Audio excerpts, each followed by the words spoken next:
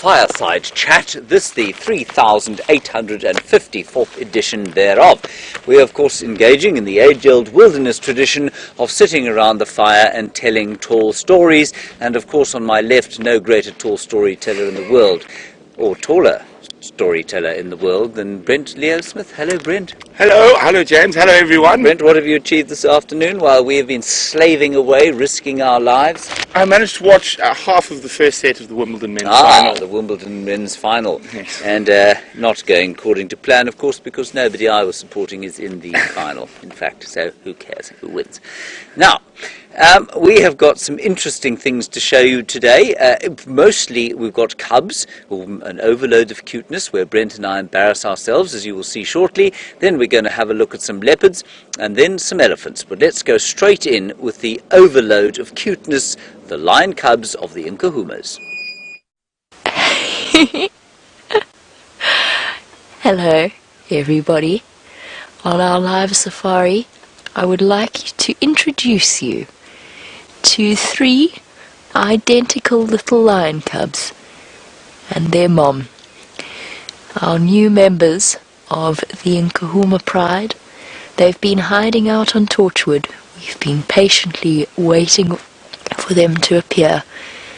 And there you go.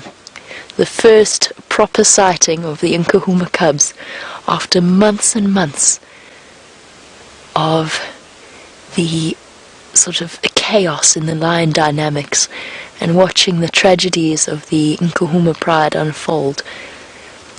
To see these 3 little faces staring across at us, well, it just doesn't get better than this, does it, Brian? Nope. And I'm so glad that we could share this moment with all of you.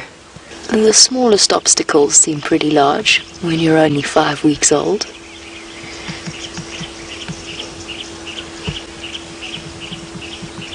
Look at how spotted they still are. Whoops!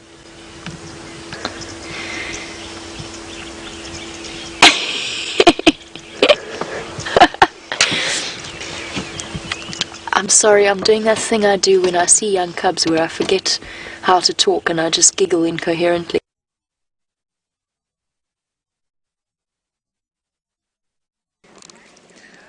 Not sure what happened there, everybody, but here we are, and to my starboard side, Jamie, the lion hunting, cubbing, finding person thing. Would you like to go through your emotions when you first saw those cubs, and try not to giggle like Brent and I did? It's a struggle. There's just something about that moment that renders us all completely incoherent, and it's not just me, but we all 3 of us did it. In fact, we really genuinely couldn't contain ourselves in that excitement, and I think it's the emotional investment that we've had in this pride, watching from start to finish, in a way, this chapter of their lives. To see them in that moment was incredible.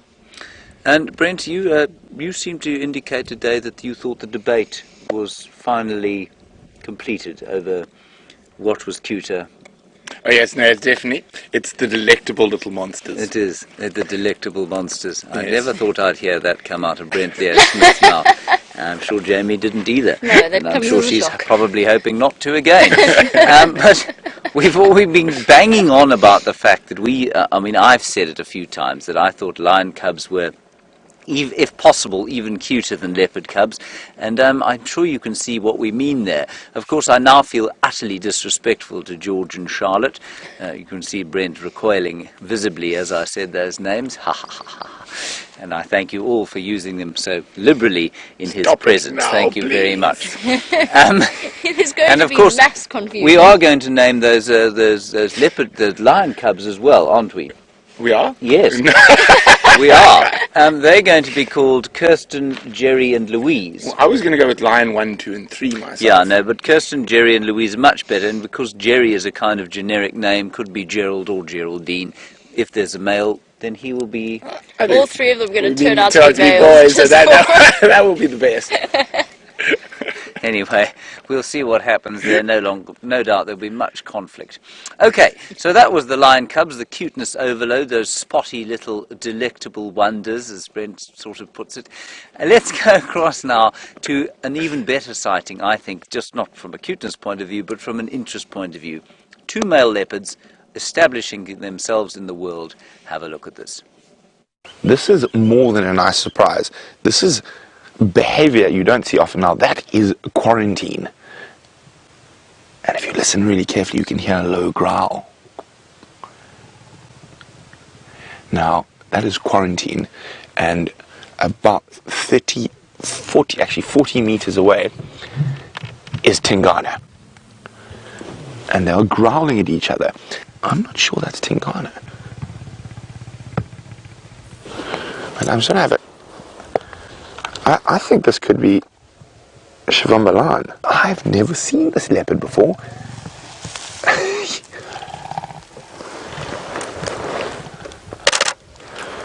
There he comes. Oh, now this is going to be interesting. Now, this is going to be very interesting. How is Quarantine going to react? Is he going to stand up to the challenge, or is he going to skedaddle? Look at that. Oh, Mr. Q is taking his cue. But he's trying not to move too fast. He's like, I'm not actually moving away from you. I just felt like getting up. So that was really, really fascinating. And it's not often you see males of that age compete like that. I've seen lots of older males, sort of 8, 9 years old in those sort of tussles. I just couldn't believe the sort of audacity of Quarantine. I mean, to completely ignore a physically much larger leopard from that close distance. Now, I mean, the question on everyone's lips, and I'm going to pass it over to Jamie because I don't know the answer, is do they have some kind of kin recognition, or is it completely, could they be strangers? What's the age difference between Quarantine and Kunumas? 2 years? No, It's 2.5 years. Shimvalan. Sorry, Shimvabalana and Quarantine. It's 2.5 years. 2.5 years, yes, I think there might be. Especially given the...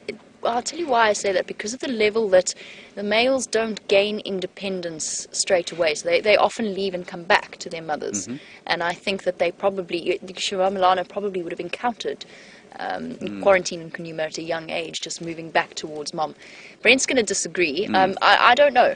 I don't really know the answer. That's just my feeling on it. I'll tell you why Brent's going to disagree once he's disagreed. Okay, go for it. No, I think you should go for that. Because otherwise you're going to claim to be right either way. No, I'm not. I have no idea. What do you think? I don't know. There was some fresh scarring on their faces. And I think that had been going on a lot longer than we were there.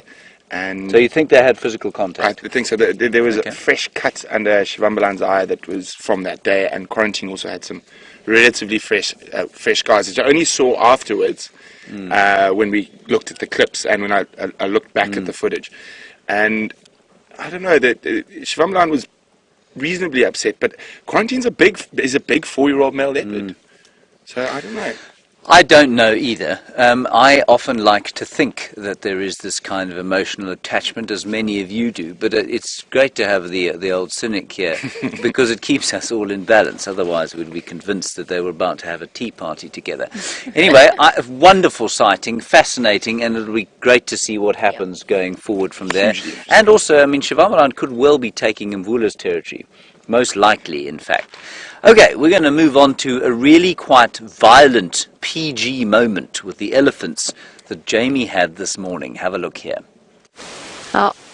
For me, as much as I love our big cats and our graceful leopards, our magnificent lions,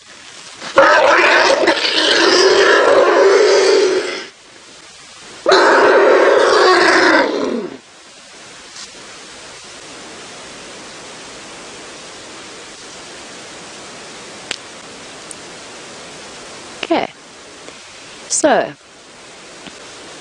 those of you who have always wondered about the vocalizations of other elephants and have heard those sorts of sounds before, and we've often spoken about, oh shame, the little one's actually a bit concerned. It's all right, Benjamin. It'll be fine.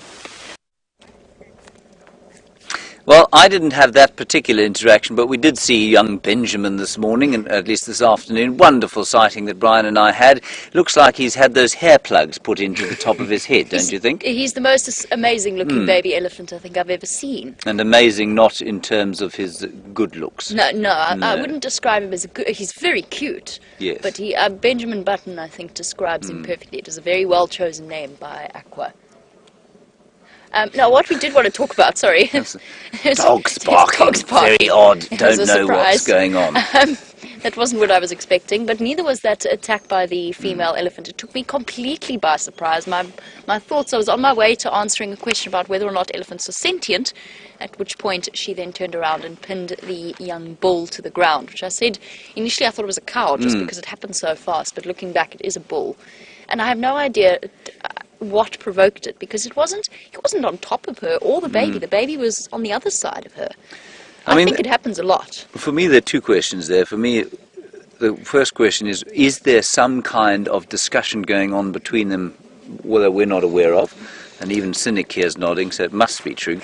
And secondly, were they related? Why did that youngster then follow the bashed up bull again? Why did he follow him? What do you think? Maybe you wanted him to get another hiding. Blaming him. Yes. No, I don't know. It's very interesting. And I think, we hear those type of sounds all night and all over the place. And I've seen often female elephants hit those young bulls, but I've never, I think that where the road was and just he happened to trip, maybe that's why she got on top of him. But I definitely think there was communication we can't hear. They have so many low rumbles that are far beyond what we can hear. Yeah. Maybe he cheeked her. How old do you think? He was cheeky. Quite possibly. Yeah. Really, I think maybe she told him, and this is actually a theory that one of the viewers put forward, maybe she told him to go away, and he didn't. Yeah. How old do you think he was? How old do you think that bull was? Pajamas? I'm sorry, I'm derailed. I don't, maybe 8 or 9? 8 or 9. So, he's not about to leave the herd. No, not anywhere near that. Okay. Yeah. No, he was quite young still. Marvellous. It was incredible. Really fascinating. Yeah, really good to see. And like Brent says, we hear that stuff all the time. I'm going to attempt to play a song now that doesn't sound like that. And it's a song that's not related to Africa at all. It's not related to anything we do here, really. It's just a really good song. My favourite, I think, of all three of us. Yes. And so I'm going to play it. And, of course, I first heard it played on a 12-string guitar. It is, of course, by the great David Gilmour and his, some would say equally great colleague Roger Waters. I would say slightly less great. But here we go. This is a song called Wish You Were Here. And we will see you tomorrow during the course of the Dawn Safari at 06:30, when hopefully this vile cloud would have moved off to make way for another beautiful, clear winter's sky. So until then, goodbye.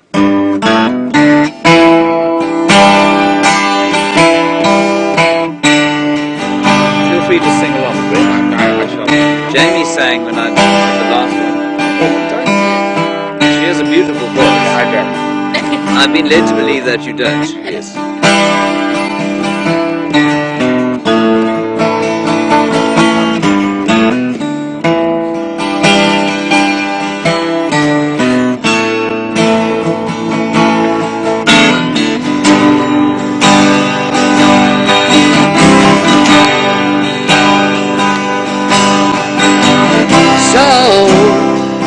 So you think you can tell heaven from hell, blue skies from pale? Can you tell a green field from a cold steel rail? Smile from a veil. Do you think you can tell?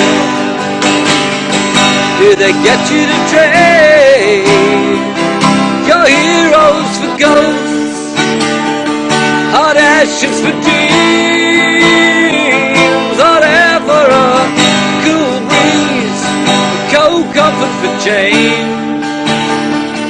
Did you exchange a walk-on part of the wall for lead road in a cave? But Lord,